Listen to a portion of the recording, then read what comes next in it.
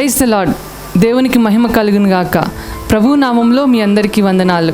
అందరు బాగున్నారండి? మీరందరూ బాగున్నారని మేము విశ్వసిస్తున్నాం. ప్రతిదినం మీ కొరకు ప్రార్థన చేస్తున్నాం. ఈ సమయంలో దేవుని వాక్యం వినడానికి మనమందరం మన హృదయాలను సిద్ధపరచుకుందాం.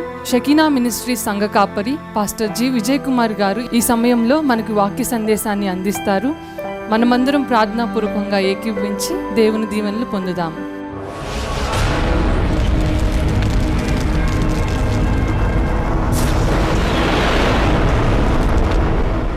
ఒక దైవజనుడు, ఆయన పేరు చార్లెస్ ఎస్ స్టడ్. ఆ స్టడ్ అనే దైవజనుడు చాలా ధనవంతుని ఇంట్లో పుట్టాడు. తల్లిదండ్రులు చాలా ధనవంతులు. చిన్నప్పటి నుంచి చాలా గౌరవంగా పెంచారు. ఆయన ఇంగ్లాండ్ దేశంలో క్రికెట్ ఆట చాలా బాగా నేర్చుకున్నాడు. తనకున్న టాలెంట్ని బట్టి మంచి పేరు ప్రఖ్యాతులు. ఇప్పుడు కాదు, 1880 సంవత్సరం అప్పుడే. క్రికెట్ పుట్టింది ఏ దేశంలో? ఇండియాలోనా? కాదు. ఎక్కడ పుట్టింది? ఇంగ్లాండ్లో పుట్టింది. అయితే ఆయన 16 సంవత్సరాల యవ్వన ప్రాయంలోకి వచ్చేసరికి క్రికెట్ గురించి బాగా పేరు ప్రఖ్యాతులు పొందాడు. తన తండ్రి ధనవంతుడు కనుక అనేక ప్రాంతాలకు వెళ్ళి క్రికెట్ ఆడడం, మంచి బహుమానాలు పొందడం, అటువంటి పరిస్థితుల్లో ఇంకా తండ్రి డబ్బులు ఇచ్చాడు కాబట్టి గుర్రపు పందాల్లో పాల్గొనేవాడంట. విలాసవంతంగా జీవిస్తూ ఉన్నాడు. అయితే వాళ్ళ నాన్నగారు ప్రభువుని నమ్ముకున్నారు. డిఎల్ మూడీ గారు గొప్ప దైవజనుడు, దేవుని వాక్యం అందిస్తుంటే వాళ్ళ నాన్నగారు ఎడ్వర్డ్ అనే ఆ తండ్రి గారు ఆ మీటింగ్కి వెళ్ళి రక్షణ పొంది వచ్చాడు. ఇంటికి వచ్చిన తర్వాత ఆ తండ్రి తన ఇంటిలో ఆ పెద్ద హాల్ ఉంటే ఆ హాల్లో అన్నీ తీసేసి ఆ హాల్ని ఒక ప్రేయర్ హాల్గా చేసేసాడు. దేవునికి మహిమ కలుగునుగాక. అంటే మనం దేవుని మాట విన్నాము అంటే, భయపడ్డామంటే, లోపడ్డామంటే మనం క్రియాపూర్వకంగా చూపించాలి. ఆ హాల్లో చాలా ఉన్న వస్తువులన్నీ తనకు అవసరం లేదనుకొని వాటన్నిటిని తీసేసి ఈ హాల్ని ప్రేయర్ హాల్గా చేసేసి ఆ ఇంట్లో ఆదివారం ఆరాధన చేయటం ప్రారంభించాడు. దైవ సేవకులను పిలిపించి ఆరాధన ప్రారంభించాడు. తన ఇంటి చుట్టుపక్కల ఉన్న అందరికీ వెళ్ళి చెప్తున్నాడు, రండి మనం ప్రభుని ఆరాధన చేద్దాం. ఆ ఇంట్లో 3 కుమారులు ఉంటే ఈ కుమారుడు ఎందుకు మా నాన్న ఎట్లా మారిపోయాడు, ఎందుకు మా నాన్న ఎట్లా చేస్తున్నాడు అనుకున్నాడు. అయితే ఒక సమయంలో ఆ డిఎల్ మూడీ గారు వచ్చినప్పుడు ఒక స్టూడెంట్ ప్రేయర్ మీటింగ్ జరుగుతుంటే అందులో తండ్రి బలవంతం మీద ఈ కుమారుడు కూడా వెళ్ళి కూర్చున్నప్పుడు పరిశుద్ధాత్మ దేవుడు దైవజనుని ద్వారా ఈ యవనస్తుతో మాట్లాడాడు. దేవునికి స్తోత్రం, హల్లెలూయా. ఎప్పుడైతే దేవుడు మాట్లాడాడో వెంటనే ఈ యవనస్తుడు స్టడ్ అని అయినా తన జీవితాన్ని దేవునికి అప్పగించుకున్నాడు. గమనించండి, చాలాసార్లు దేవుడు మనతో మాట్లాడుతూ ఉన్నాడు, కొన్నిసార్లు మాత్రమే మనము లోబడతా ఉన్నాం. చాలాసార్లు దేవుడు అందరితో మాట్లాడుతూ ఉన్నారు, కానీ కొంతమంది కొన్నిసార్లు మాత్రమే దేవునికి లోబడతా ఉన్నారు. నిజంగా మనం దేవునికి లోబడితే ఆశీర్వాదమా కాదా? Yes or no? Yes or no? Yes or no? Yes అయితే మరి ఎందుకు లోబడటం లేదు? మనకు ఆశీర్వాదమే అయితే మనం ఎందుకు లోబడకూడదు? నీ జీవితాన్ని ప్రభుకి అప్పగించుకోమంటే నిజమే అనుకుంటున్నారు, కానీ అప్పగించుకోకుండా కొన్ని అడ్డు పెట్టుకుంటున్నారు. ఆ అడ్డుగా ఉన్నవి నీకు మేలు చేసేవి కానే కాదు. ఆ అడ్డుగా ఉన్నవి నీకు మేలు చేసేవి కానే కాదు. ఆ వచ్చే దేవుడు చేసే మేలుని ఇవి ఆపివేస్తున్నాయి. నువ్వు అక్కడే ఆపివేస్తున్నావు. ప్రేమైన దేవుని బిడ్డలారా, ఆ మేలు పొందితే నీ జీవితం ఎంత ఆనందంగా ఉంటుందో. దేవునికి స్తోత్రం అండి. ఆ మేలు పొందితే నీవు మాత్రమే కాదంట, నీ వంశాభివృద్ధిని దేవుడు దీవించను గాక, వంశాభివృద్ధిని ప్రభు అనుగ్రహించను గాక. ఈ యవనస్తుడు తన జీవితాన్ని ప్రభుకు అప్పగించుకున్నాడు. వాళ్ళ నాన్నగారు, ఆ చుట్టూ బంధువులు అందరూ అనుకుంటున్నారు, యవనస్తుడు దేవుణ్ణి నమ్ముకున్నాడు, ఇతనికి మంచి ఉద్యోగము, వ్యాపారము, ఇంకోటి ఏదైనా చేసుకొని వివాహం చేద్దాం అని లైఫ్ సెటిల్మెంట్ గురించి ఆలోచన చేస్తుంటే ఈయన ప్రార్థన చేసుకుంటా ఉన్న సమయంలో పరిశుద్ధాత్మ దేవుడు అన్నాడంట, చైనా దేశంలో జనాభా ఎక్కువ మంది ఉన్నారు, రక్షణ పొందిన వారు తక్కువ మంది ఉన్నారు. ఆత్మల పంట విస్తారంగా ఉంది, నువ్వు అక్కడికి వెళ్ళి పరిచర్య చేయమని. యవనస్తుడు, వివాహం గాల, కానీ తన జీవితాన్ని దేవునికి సమర్పణ చేసుకున్నాడు, లోబడ్డాడు, వెళ్ళాడు. అక్కడి నుంచి బయలుదేరాడు, నేను చైనా దేశానికి వెళ్ళి సువార్తను ప్రకటిస్తాను. చైనా దేశానికి వచ్చేసాడు. చైనా దేశంలో షాంఘై అనే పట్టణానికి వచ్చి అక్కడ చైనా దేశస్థులు వారు మాట్లాడే భాష చైనీస్ లాంగ్వేజ్ని ఆయన నేర్చుకోవటం ప్రారంభించాడు. ఈ భాష కొత్తగా ఉంది, అర్థం కావట్లేదు. రోజుకి 7 గంటల టైము భాష నేర్చుకోవడానికి కూర్చున్నాడంటండి. దేవునికి మహిమ కలుగునుగాక. మనం ప్రార్థనలో దేవుని సహవాసంలో ఎంత సమయం ఉంటున్నామండి? ఆయన భాష నేర్చుకుంటున్నాడు. దేనికోసం? ఉద్యోగం కోసమా? వ్యాపారం కోసమా? దేనికోసమండి? దేవుని పరిచర్య కోసము. దేవునికి మహిమ కలుగునుగాక. ఇంకా అంతేకాదు, ఆయన ఆ చైనా వారితో కూడా కలిసి వారు తినే ఆహారాన్ని ఆయన తినటం నేర్చుకున్నాడు. దేవునికి స్తోత్రం. చైనా వాళ్ళు ఏం తింటారో తెలుసా మీకు? చైనా వాళ్ళు ఏం తింటారో తెలుసా మీకు? ఏమా, చైనా వాళ్ళు ఏం తింటారో తెలుసా మీకు? మీరు ఇవాళ తెలుసుకున్నారంటే ఇంటికి వెళ్ళి ఇంకా తినరు. ఇవాళ ఆ చికెన్ మిగిలిపోయింది, మటన్ మిగిలిపోయిద్దమ్మా. ఆ చైనా వాళ్ళు ఏం తింటారో అవన్నీ కూడా తినటం నేర్చుకున్నాడు. దేవునికి స్తోత్రం అండి. వాళ్ళు ఎటువంటి వస్త్రాలు ధరిస్తారో అలాగనే వస్త్రాలు ధరించడం, వాళ్ళు ఎటువంటి జీవిత విధానం కలిగి ఉన్నారో అలాగున నేర్చుకున్నాడు. తన ఆశలు చంపుకున్నాడు, తన కోరికలు చంపుకున్నాడు, తన ఆలోచనలన్నీ విడిచిపెట్టేశాడు. ఇదిగో ఈ ప్రజల కొరకు నేను సువార్తను ప్రకటిస్తా. దేవునికి మహిమ కలుగును గాక.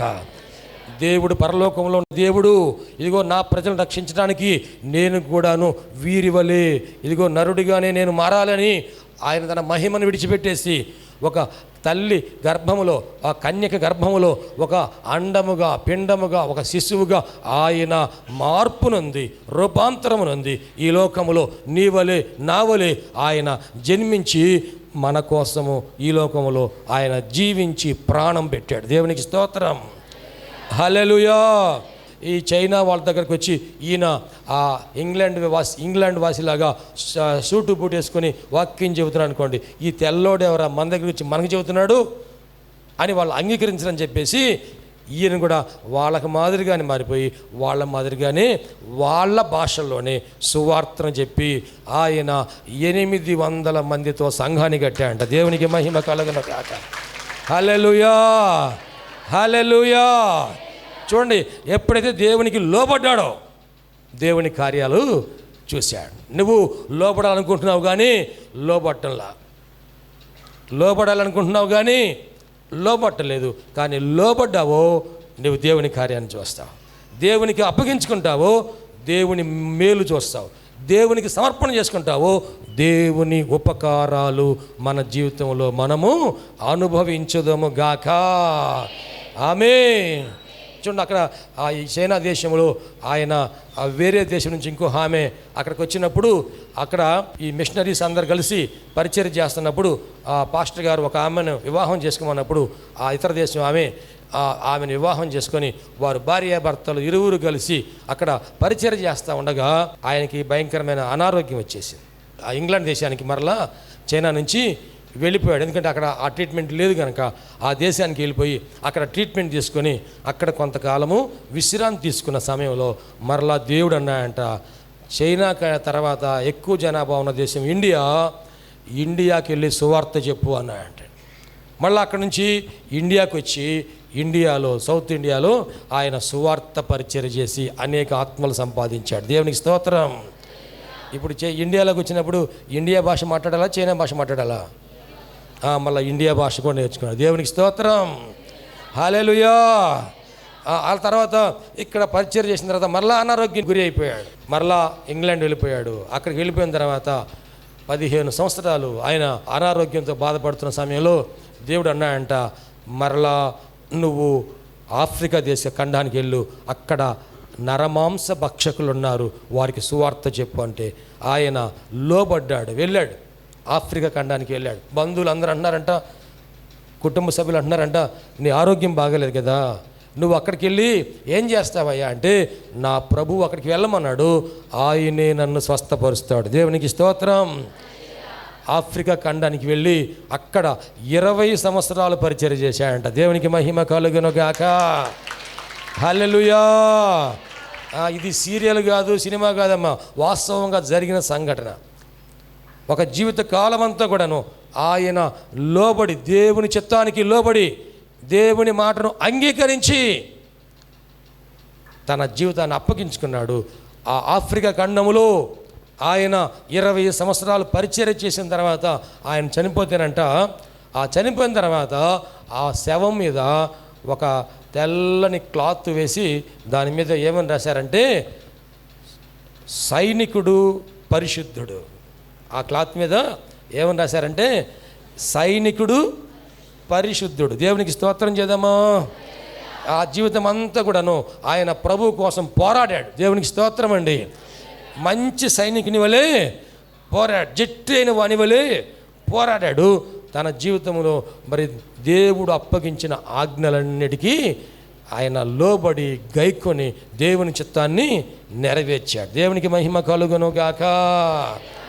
ఆ హెబ్రీ మంత్రస్థానంలో ఒక మాట చెప్పారు రాజుగారికి, ఈ హెబ్రీ స్త్రీలు వాళ్ళ పిల్లల్ని మీరు ఎందుకు చంపలేదమ్మా అంటే, ఆ హెబ్రీ స్త్రీలు ఐగుప్తు స్త్రీల వంటి వారు కారు. వారు ఎటువంటి వారు అంటండి? వారు చురుకైన వారు. వారు చురుకైన వారు. ఎవరు చురుకైన వారంట? హెబ్రీ స్త్రీలు చురుకైన వారు, ఐగుప్తు స్త్రీలు చెప్పండి. హెబ్రీ స్త్రీలు, మా జాగ్రత్త వింటున్నారు, అర్థం ఉందా మీకు? హెబ్రీ స్త్రీలు చురుకైన వారు, హెబ్రీ స్త్రీలు చురుకైన వారు. మరి ఐగుప్తు స్త్రీలు చెప్పండి. దాని చురుకైన వారు దానికి వ్యతిరేకం ఏంటి? సోమరిపోతుల. చురుకైన వారు దానికి వ్యతిరేకం ఏంటి చెప్పండి. మీరు మామూలుగా మాట్లాడే మీ భాష చెప్పండి, మీ భాష చెప్పండి. వాళ్ళే హెబ్రీ స్త్రీలు ఏమో చురుకైన వారు, మరి ఐగుప్తు స్త్రీలు నిద్రమోహాలు. అంతేనా మీరు చెప్పేది? పనికి మాలినాడు, సోంబేరి మొహాలు, సోమరిపోదు, అదేనా? హెబ్రీ స్త్రీలు చురుకైన వారు. దేవునికి మహిమ కలుగును గాక. దేవుని బిడ్డలు చురుకైన వారు. దేవుని బిడ్డలు సోమరిపోతులు కాదు. చురుకైన వాళ్ళు ఎప్పుడు లేస్తారు నిద్ర? చురుకైన వాళ్ళు ఎప్పుడు నిద్ర లేస్తారు? మనం రాత్రి ప్రార్థన చేసి పడుకునేటప్పుడు ఏమని ప్రార్థన చేస్తారు? ప్రభువా మాకు సుఖమైన నిద్ర దయచేయండి ఆయన. తర్వాత చురుకైన మెలకువ దయచేయండి ఆయన కదా. ఏ మెలకువ రావాలంట? లెగు లెగు లేతాలే ఆగా ఒకటే సోద పొద్దున్న అంటే లేపి వండి తిరుగుతుంటారు. మరి అమ్మ ఏమీ లెగవి అందరూ ఊడ్చారు, వాకిలు అన్ని నాకు తెలుసులే నువ్వు అనుకో. ఈమె చురుకైనా ఆమె ఏమండి? చురుకైన వారు ప్రతి విషయంలో కూడాను మెలకువ కలిగి ఉంటారు. దేవునికి స్తోత్రం. గుణవతి అయినటువంటి భార్య, సామెతల గ్రంథం 31వ అధ్యాయంలో ఆమె గురించి సుగుణాలన్నీ కూడా పేర్కొనబడ్డాయి. ఆమె ఎటువంటి స్వభావం కలిగి ఉంటుందంటే, ఆమె ఎటువంటి ప్రవర్తన కలిగి ఉంటుందంటే, ఒక మాట చదువుకొని ప్రార్థన చేసుకుందాం. చూడండి దయచేసి. ఆమె చీకటితోనే ఆమె ఎప్పుడు లేచిందంటమ్మా? చీకటితోనే లేచి తన ఇంటి వారికి భోజనము సిద్ధపరచును. తన ఇంటి వారికి భోజనం సిద్ధపరచును. తన పనికెత్తలకు బత్తెము ఏర్పరచును. ఆమె పొలమును చూచి దాన్ని తీసుకొనును. తాము కూడబెట్టిన ద్రవ్యము పెట్టి ద్రాక్ష తోటి ఒకటి నాటించును. కూడబెట్టిన ద్రవ్యము, డబ్బులు ఏం చేసిందంటే ఆమె ఏం చేసిందంట? డబ్బులు, ద్రవ్యం అంటే ఏంది? డబ్బులు. ధాన్యం అంటే బియ్యం తినేయి. ద్రవ్యమును ఏం చేసిందంటే ఆమె కూడబెట్టిద్ది. మనం కూడబెట్టాలా, ఉన్నదాన్ని పగలగొట్టాలా? ఏం చేయాలంటండి? ద్రవ్యమును కూడబెట్టాలి. తల్లి ఏం చేయాలంటండి? ద్రవ్యమును, డబ్బుల్ని సమకూర్చుకోవాలి, కూడబెట్టుకోవాలి, జాగ్రత్త చేసుకోవాలి, వేస్ట్ చేసుకోకూడదు, అనవసరమైన ఖర్చులు పెట్టకూడదు. వాళ్ళు ఎవరో కొన్నారా మనం కొనకూడదు, మన అవసరం బట్టి మనం కొనుక్కోవాలి. వాళ్ళు 20,000 పెట్టి ఫ్రిడ్జ్ కొన్నారంట, మనం ఎంత పెట్టి కొనాలి? అనుకోకూడదు. వాళ్ళకు వచ్చిన ఆదాయం బట్టి వాళ్ళు కొన్నారు, మనకు వచ్చిన ఆదాయం బట్టి మనం కొనాలి. వాళ్ళ టీవీ ఎంత ఉంది? వాళ్ళ టీవీ అరెకరం ఉంది, మన టీవీ ఎకరం ఉండాలి అనుకోకూడదు. ఏనా మన ఇల్లు ఎంత ఉంది, మన గది ఎంత ఉంది? అసలు మన గదే పావు సెంటు ఉంది అనుకోండి, మనంతా జగనాన్ని ఇల్లు అనుకోండి, మన దీంట్లో ఎంత టీవీ పెడతాము అంటూ. ద్రవ్యమును ఏం చేయాలండి? ద్రవ్యమును కూడబెట్టి జాగ్రత్త చేయాలి. నీకు ఇచ్చిన దాన్ని జాగ్రత్త చేయాలి. అనవసరమైన వాటి ఖర్చు పెట్టకూడదు, అవసరమైన చోటే ఖర్చు పెట్టుకో. ఈ జ్ఞానం రాత్రి మనం విన్నాం, జ్ఞానము కలిగినటువంటి స్త్రీ, జ్ఞానవంతురాలు ఏం చేసిందంటే అండి, తన ఇల్లు కట్టుకొనును. అక్కడ చూసారా, ఆమె చీకటితోనే లేస్తుంది. మనం చీకటితోనే లేవాలంటే ఎప్పుడు పడుకోవాలి? అర్ధరాత్రి ఎప్పుడు పడుకోవాలా? ఏమండి, చీకటితో లేవాలంటే ఎప్పుడు పడుకోవాలి? పెందల కడనే పడుకోవాలి. అంటే పెందల కడ పడుకోవాలంటే టీవీ చూడాలా, సినిమాలు చూడాలా, సీరియల్ చూడాలా? మాస్టర్ గారండి, నేను సీరియల్ చూస్తే మాత్రం పొద్దున్న లేవనైంది, నేను సినిమా చూస్తే మాత్రం పొద్దున్న లేవనైంది కదా. శరీరానికి ఎంత నిద్ర కావాలో అంత నిద్ర లేకపోతే శరీరానికి అనారోగ్యం వచ్చింది. శరీరానికి అనారోగ్యం వచ్చింది. నిద్ర సరిపోకపోతే, నిద్ర చాలకపోతే అనారోగ్యం వచ్చింది. ఆహారం చాలకపోతే అనారోగ్యం వచ్చింది. ఏ ఆహారం కావాలి? పౌష్టిక ఆహారం కావాలి. మనం ఎంత తిన్నామనేది ముఖ్యం కాదు, ఎంత క్వాంటిటీ ముఖ్యం కాదు, క్వాలిటీ ముఖ్యం. దీంట్లో మనం తినే ఆహారంలో ఏమి ఉండాలి? ప్రోటీన్స్ ఉండాలి, కార్బోహైడ్రేట్స్ ఉండాలి, విటమిన్స్ ఉండాలి, మినరల్స్ ఉండాలి. అంటే పౌష్టిక ఆహారం, బ్యాలెన్స్ డైట్ అనేది మనం తీసుకోవాలి. ఇదంతా ఎవరు తెలియాలి? తల్లికి తెలియాలి కదండి. తల్లికి తెలియాలి, తల్లి నేర్చుకోవాలి, తెలుసుకోవాలి, పిల్లలకు పెట్టాలి, పిల్లలకు నేర్పించాలి, కుటుంబం గురించిన బాధ్యత తెలుసుకోవాలి. ఒకానొక రోజున మనం చదువు లేకపోతే అన్ని విషయాలు తెలుసుకోలేకపోయాం, కానీ ఈరోజు నా చదువుతో సంబంధం లేకుండా అన్ని విషయాలు తెలుసుకోవచ్చు. దేవునికి స్తోత్రం, హల్లెలూయా. ఇది షకీనా గుడి మాత్రమే కాదు, మన జీవితానికి కావలసిన బడి. దేవునికి స్తోత్రం. దీంట్లో ఆత్మీయ జీవితానికి కావాల్సినవి అన్నీ ఉంటాయి, ఆరోగ్యానికి కావాల్సినవి అన్నీ ఉంటాయి. అలాగనే మన స్పిరిచువల్ లైఫ్, అలాగనే హెల్తీ లైఫ్, అలాగే వెల్దీ లైఫ్, అండ్ మనకి కావలసిన అన్నీ కూడాను ఇక్కడ నేర్చుకునే అవకాశం ఉంది. దేవునికి స్తోత్రం. అవి మనం నేర్చుకోవాలి, మనం తెలుసుకోవాలి. నేను చాలాసార్లు మీకు చెప్తుంటా, దేవుని మహిమ కోసం నాకు ఉద్యోగం వచ్చినప్పుడు 1500 రూపాయల జీతం వచ్చింది. ఈ 1500 రూపాయల్లో దేవునికి దశంభాగం ఇవ్వాలని నాకు తెలుసు. అయితే నేను వెంటనే లోబడి ఆ 1500లో 10వ వంతు తీసి దేవునికి ఇచ్చా. ఎంత? 1500లో 10వ వంతు ఎంత? 150 రూపాయలు. నేను ఖచ్చితంగా 10వ వంతు అంటే 10వ వంతు ఎంత ఉంటే అంత ఇస్తా. సుమారుకి ఇద్దాంలే అని మాత్రం అనుకోను. ఒకవేళ రౌండ్ ఫిగర్ తగ్గింది అనుకోండి, దాన్ని కొంచెం పెంచి రౌండ్ ఫిగర్ చేసి ఇస్తాను. ఎందుకంటే నేను పెంచిస్తే దేవుడు నాకు ఇంకా పెంచి ఇచ్చే దేవుడు, అన్యాయస్తుడైన దేవుడు కాదు. దేవుడు కృప చూపించి 1500 నుండి క్రమక్రమంగా నా జీతం పెంచుకుంటూ వచ్చాడు. మన డిసెంబర్ దాకా నాకు 1,30,000 రూపాయల జీతం వచ్చింది. ఈ జనవరి నెలలో నాకు ఇంక్రిమెంట్ ఇచ్చారు. ఆ ఇంక్రిమెంట్ ఇవ్వడంతో ఇప్పుడు 1,35,000 రూపాయలకి దేవుడు నా జీతాన్ని పెంచాడు. 150 రూపాయలు నేను దశం భాగం ఇస్తాను. లేకపోతే నేను ఎంత దేవుడిస్తాడో అంతట్లో కూడా దశం భాగము దేవునికి ఇస్తాను. 1,500 రూపాయలకు కూడా మీరు దశం భాగం ఇచ్చారా? మీకు సరిపోయాయా 1,500 రూపాయలు? ఏమండి, 1,500 రూపాయలు ఈ రోజున ఒక్క ఫ్యామిలీ కనుక 5 స్టార్ హోటల్కి వెళ్తే 1,500 సరిపోతాయా? కనీసం భార్య భర్త వెళ్ళినా కానీ 5 స్టార్ హోటల్కి సరిపోవు. మరి ఆ రోజుల్లో 1,500 రూపాయలతో నెలంతా కూడా మీరు ఎలా గడుపుకునేవారంటే, మేము 1,500 రూపాయలతోనే నెలంతా గడుపుకోవడానికి నేర్చుకున్నాం. దేవునికి స్తోత్రం, హల్లెలూయా. ఉన్న పరిస్థితుల్లో అడ్జస్ట్ అవటం అనేది మనము నేర్చుకోవాలి. ఉన్న దాంట్లో మనం సర్దుకుంటే అవసరమైంది దేవుడు దయచేయనుగాక. ఉన్న దాంట్లో మనం ఏం చేయాలంటే అండి, మనము నేర్చుకోవాలి. ప్రభువా ఇది ఇచ్చావు నీకు వందనాలు, దీనికోసం నీకు స్తోత్రాలని దేవునికి అప్పగించుకొని మనం వెళ్తూ ఉంటే ఆయన మనకు సమస్తము సమకూర్చును గాక. మనము దేవుని పని చేస్తే ఆయన మన పని చేయును గాక. మనం ఉపచారం చేస్తే ఆయన ఉపకారం మనకు దయచేయును గాక. ఆమేన్. మొన్న